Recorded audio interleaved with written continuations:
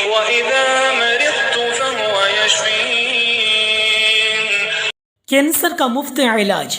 Cancer دنیا کی بڑی بیماریوں میں سے ایک نہایت ہی خطرناک بیماری مانی جاتی ہے۔ ماہرین کے مطابق کینسر جب بڑھنا شروع کرتا ہے جسم کے دوسرے حصوں کو بھی متاثر کرتا ہے۔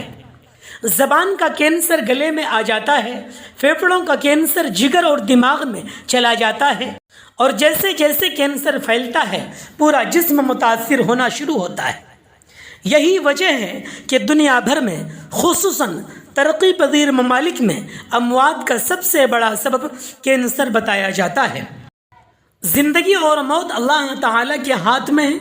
اللہ تعالیٰ ایسی خطرناک بیماری سے ہم سب کی حفاظت فرمائے۔ سائنس نے یہ بتایا ہے کہ کینسر کے وہ مریض جنہیں علاج کی سہولت نہیں ملتی، ان کے مقابلے میں جن کا علاج ہوتا ہے ان کی زندگی کا دورانیہ بڑھ جاتا ہے، بلکہ ایسے مریض بہتر زندگی گزارتے ہیں اور کام کرنے کی صلاحیت بھی بہتر ہوتی ہے اور ان کی تکلیف میں بھی کمی آتی ہے۔ کینسر کو اس وقت دنیا میں تیزی سے پھیلنے والے نہایت ہی خطرناک بیماری شمار کیا جاتا ہے، بہتر سے بہتر اور فوری علاج کے ذریعہ روکا جا سکتا ہے۔